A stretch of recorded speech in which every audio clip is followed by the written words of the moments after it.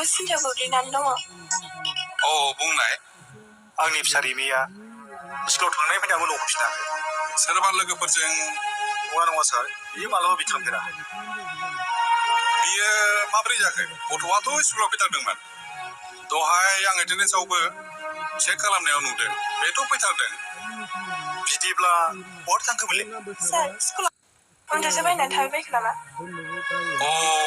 स्कुलाबो गाबोननिफ्राय 1 सप्ता फुजानि बन्द' दं। इसोरा दा खालामदों, निलेमा बुंनायानो जाबाय बायो खोमा। बे रामेशआव चौकिदारखौ लिंनानै नायथां, रुमनि साबिया बेनाव दंजोबो। गिबियाव खुलुमग्रोनाय जासिग्रोबाय गासैबो जोंनि बिटिआर इनफो स्टुडिअ नायगिरि रायजो राजा नोंथांमोननिसिम। दा बे समाव आङो नोंथांमोननि सिगाङावहाय लानानै फैदों जोंनि मुंदांखा जायनाखि बर' सावथुन मुलुगाव बावहोगिरि सासे सार। दा बे सारखौहाय आङो गिबियाव रायजो राजाफोरनो गावनि सिनायथिखौ होग्रोजानो लुबैबाय सार। सारनिफ्राय आं दा मिथिनो लुबैगोन सारनि गुबै मुङा। जगेश्वर महिलारी, सुबादार मेजर जगेश्वर महिलारी। ओरैनो सारा गावनि जोनोम गामिखौ खोन्थानो हागोन नामा? थुरिबारियाव, आफलागाव थुरिबारियाव आंनि गामिया। ओमफ्राय आथिखालावथ' सारा रिटायार जाबायानो। रिटायार जाबाय। दा नायगिरि बिथांमोननो आङो सारखौहाय फोरमायथिना होनो नागिरदों। सारा हारिमु सिबिनायजों लोगोसे बिथाङा सासे जोंनि इण्डियान आर्मियावहाय बियो साख्रि मावोमोन। दा रिटायार जाबाय। दा आङो जोंनि बिटिआर इनफो स्टुडिअ नायगिरि रायजो राजा नोंथांमोननि सिगाङावहाय गिबियावनो आङो सारनि मुंखौहाय मिथिहोनो नाजागोन। दा बेनिखायनो आङो सारनावहाय सारनि गुबै मुंखौहाय आङो मिथिनो लुगैदों सार। सुबादार मेजर जगेश्वर महिलारी आंनि मुङा। बेनिफ्राय जोनोम जायगा? थुरिबारि जोनोम जायगा। थुरिबारि? रामफलबिल आफलागाव थुरिबारि। दा नैबे मोनसे बाथ्राखौ सारनिफ्राय आङो मिथिबावनो लुबैगोन। सारा इण्डियान आर्मियाव मावोमोन होननाय आङो मिथिदों। EMA आव मावोमोन आं, इण्डियान आर्मि। EMA आव मावनानै देरबोदों बेजोंनो। दा सुबादार मेजर पस्टआव पेन्सन जादों। 96 आव पेन्सन फैदों आङो। बेनिफ्राय बाहायनो रायजो माबानानै बेनिफ्राय आं मिउजिक ब्रान्सआव थादों। बे मोनथाम दामनाय, जाज दामनाय, सिफुं दामनाय, भालु दामनाय दामबोदों आङो। बेखायनो बिराद साख्रि मावबाय थानाय समाव? साख्रि मावनाय समावनो। बे माबाया दिल्ली, लखनऊ, आग्रा, झान्सि, भपाल बै थाबाय थानाय जादों, दामबाय थानाय जादों। बे जायनि थाखाय सुथायखौ खम मोनदों, सुथायखौनो मोनबोदों आङो। दा साख्रिनि बाथ्रायाथ' बियो गावनि लाइफखौ दैदेननायबो जाहैबाय। लोगोसे सारा जोंनि हादरनि थाखाय, माहारिनि थाखाय जेनेबा माखासे समखिनिखौ बारहोबोबाय। दा बेनि थाखाय सारखौ जोङो साबायखर होयो। गावनि बेसेन गोसा समखौ हारिनि हादरनि थाखाय बावनायनि थाखाय।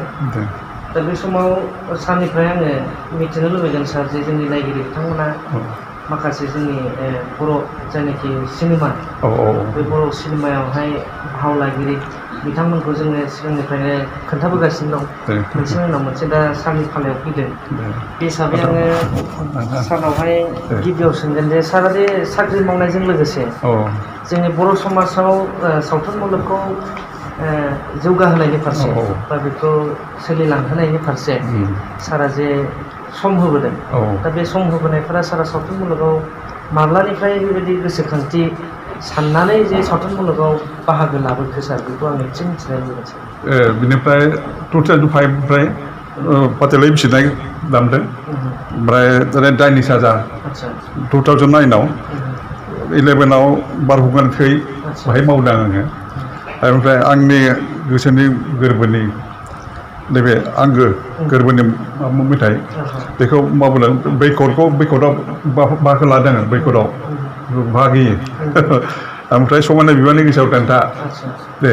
बेनिफ्राय देन माबानि गोजान फैसालि आलि गोजा सिन्दुनि आलि बेनो बे दाउ माथाम जोनोम बाहा लादों आङो बेनिफ्राय दाउ मेगन गोसा ओमफ्राय सना मेगननि आंगो बेनिफ्राय बेखौ मावै ड्रामायाव मोनसे मावदों आङो नैबे गोदान फैसालियावनो माबा जादों माबा दा बाथौ कान्ट्रि माबा दायनि माबा मौजादार जादों औ गोदान फैसालिया मौजादार जादों माबा थियेटारमोन ना सिनेमामोन सार गोदान फैसालि बे ड्रामामोन ड्रामा बेखौ अर्गानाइजखौहाय लोगि थियेटारनिफ्राय खालामनाय जादोंमोन नामा औ लोगि थियेटाराव दा बे समाव सारा गिबिसिनै होनबा 2005 मायथाइयावहाय सावथुन मुलुगाव फैदों दा बे समाव सारा अलरेडि रिटायार्ड पार्सन ओमफ्राय दासान्दि सारा ओरैनो सावथुन मुलुगावहाय बाहागो लानाया दासिमबो सोलिगासिनो सार बाहागो सोलिला माने खुगा मेथाइ खुगा जाला आंना बै बाथौगान थैया नैबे माबाया खुगा जाला बे आसामावबो जाला दा बेखौ गारथ'दों दा देहानि माखासे असुस्थनि थाखाय ब्रेक लाथ'नाय बायदि जायो दा बेसिकलि समावहाय सारा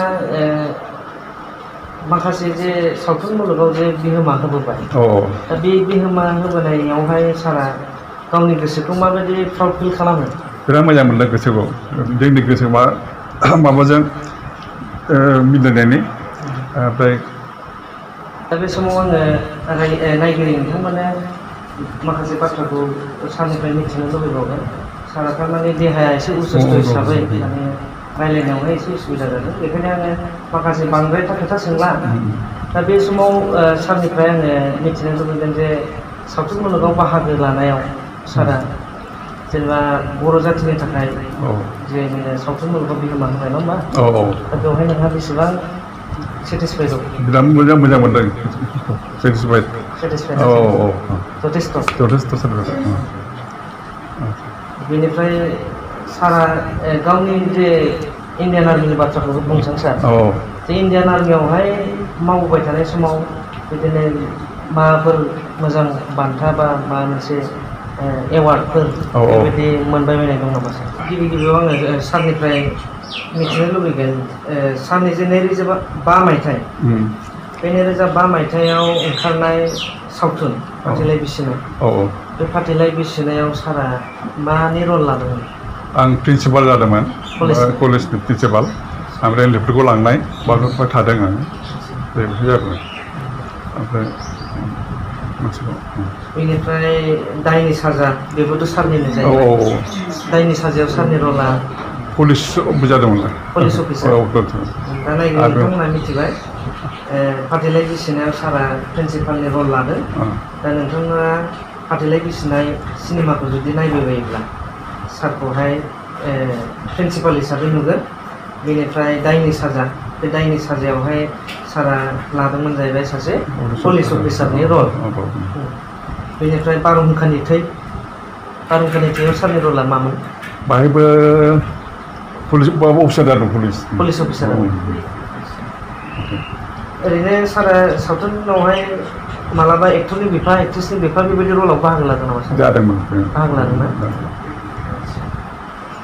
दा बेफोरनि गेजेराव गोबांथार सावथुन दङ सारनावहाय मथा मथि 10-12थासो जाबायानो दा बेफोर गासैबो सावथुनफोरनियावहाय बाहागो लानायाव नोंनि गोसोआव साबसिन मोजां मोननाय सावथुननि मुंखौ सारा बुंनो हागोन फाथैलाइ बिसिनायखौनो होनजासै नामा फाथैलाइ बिसिनाया एक्सुवेलि बे मोनसे जोंनि समाजनि फाथैलाइ बिसिनाय सोमोन्दोनि सायावहाय सुजुनाय सिनेमा जाहैबाय बे हिसाबै साबसिन मोनबाय सारानो होमबा दा बेनि उनावहाय आङो रायजोफोरनो मोजाङै खोन्थानानै होनो सानदों बे जाबाय सारनि सावथुन लानाय सिनेमाफोरनि मुंफोरखौ फारियै आङो बुंनो नागिरदों सारा दहाय बुंखांबाय अब्लाबो सारनि बुंनाया गावनि देहानि असुस्थनि थाखाय बांद्राय क्लियार जायाखै जानांगौ दा नोंथांमोननो आङो फारियै खोन्थागोन दा सारा 2005 मायथाइयावहाय गिबिसिन सिनेमायाव आगान होदोंमोन दा बिथांनि सिनेमानि मुङानो जाहैबाय फाथैलाइ बिसिनाय बेनिफ्राय 2009 बेवहाय दायनि साजा बेयावबो सारा रल खालामदों 2011 मायथाइनि बारहुंखानि थै बेयावबो रल खालामदों 2010 आं नोंखौ बावनो हाया 2010 आं नोंखौ बावनो हाया बेयावबो सारा बाहागो लादों आरो बेनिफ्राय 2009 मा जागोन सार बे बैखर 2009 बैखराव बाहागो लादों सारा आर्टिस्ट हिसाबै 2006 बे समायना बिबारनि गेसाव देन्था बेयावबो सारखौ नुनो मोनगोन गोजा सिन्दुरनि आलि बेयावबो जोङो सारखौहाय रल खालामनाय नुनो मोनदों बेनिफ्राय बेनो बे सर्ट मुभि जागोनदां सार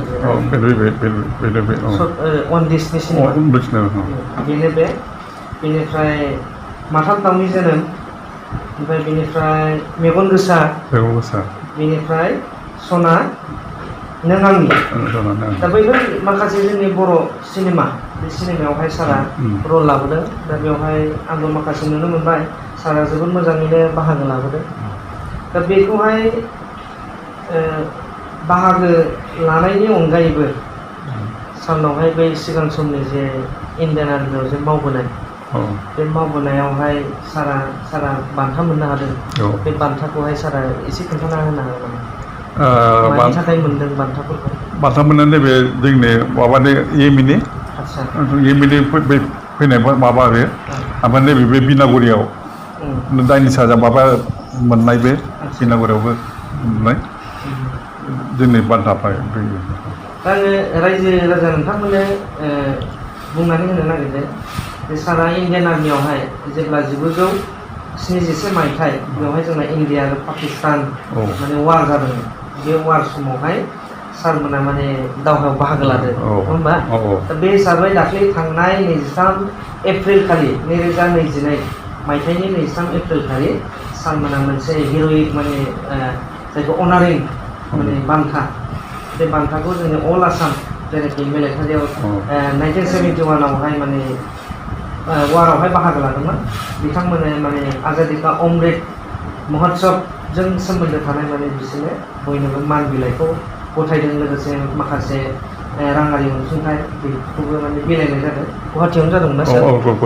गुवाहाटियावनो जादोंमोन दा बेफोरबायदि माखासे जोंनि बर' समाजावबो जे हादरनि थाखाय हारिनि थाखाय जोबोद गोसो गुदुङै बाहागो लाबोनाय नैबे सारमोननिफ्राय जोङो माने जथेस्थ' गोजोननायखौ जोङो लानो हायो आरो दा एसेबांखिनि खामानि मावबोनायनि थाखाय दा बेजों लोगोसे आङो गासैबो लाइमोनफोरखौ खावलायदों बे सारमोन बायदि सिगां समनि जेब्ला सेंग्रा जालिया सम बेफोरनिफ्रायनो बिसोरो हादर बा हारिनि थाखाय बिसोरो मोजाङै खामानि मावबोदों जाहाथे जोंनि लाइमोनफोराबो गाव गावनि हादरनि थाखाय हारिनि थाखाय दैदेनलांबाय थानो थाखाय खामानि मावनायखौ जोङो जाहाथे बाया बेखौनो आङो खावलायदों दा बे समाव आङो सारनिफ्राय मोनसे बाथ्राखौ मिथिनो लुबैबावगोन सावथुन मुलुगाव सारा बाहाव खालामबाय बेनि अनगायैबो सारनावहाय माबा मोनसे नोङो मावनो मोजां मोननाय बा जेनेबा नोङो इएमआव मावबोनाय हिसाबै सारा दासिमबो देंखोखौ बोबाय थायो नामा बाय'लिनफ्राव सिफुंफ्राव सिफुङाव बोयो दा सारा दामनो हागोन नामा सारा नोंखौ दामसै नामा दे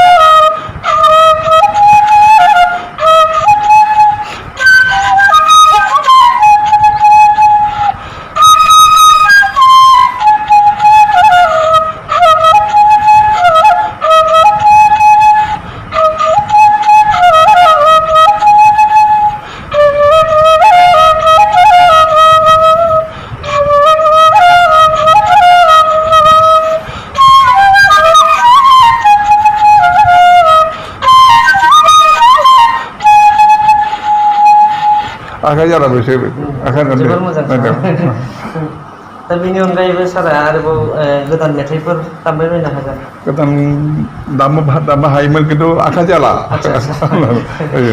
बे बाहेरायाव दामोमोन आं बेखौ बे बाहेरायाव दामोमोन आं आरो दे बे बाहेरायाव दामना होदों बेखौ दामनो हाला आङो बे बाहेरायाव ओरै दामोमोन नालाय आखाइ जाला जाला दे ओरैहाय दामो ओरै जाला दामनो बे माबाया एसे प्रब्लेम जाबाय सावबा दा नायग्राय नोंथांमोननिसिम आं बेखौनो बुंनो लुबैबाय जे सारा उसुस्थ बे हिसाबै सिफुंनि देंखोखौ हयथ' मोनबाय दा बेनि अनगायैबो सारा माखासे रोंगौथि दंबावो बिथाङा जेब्लानाखि इण्डियान आर्मियावहाय EMA जेब्ला कर्सखौ बियो मावदों बे समाव बिथाङा भायलिन दामोमोन होमबा सार भायलिनबो दामोमोन गिटार दामोमोन ओमफ्राय ओमफ्राय थुम्बा दामोमोन बे मिउजिकनि इन्चार्जमोन आं बेनिफ्राय जोङो केलकाता दिल्ली मुम्बाइ भोपाल झान्सि बे आग्रा बे मोनबा 6टा जायगायाव आरो थाङैनो स्टुडिअ नुबावामोन आं स्टुडिअ मोनामोन दा बे समाव नायगिरि नोंथांमोना मिथिखाबाय जे सारनि रोंगौथिखौहाय बेहा गोबां रोंगौथि दं दा बे समाव आङो बाराद्राय सोंथिखौ सारनियाव सोंनो सानला दा बे समावहाय सारा जोंनि बिटिआर इनफो स्टुडिअनो दान्दिसे समखौ जोंनो होनायनि थाखाय सारनिसिम रोजा रोजा साबायखर थाबाय सार।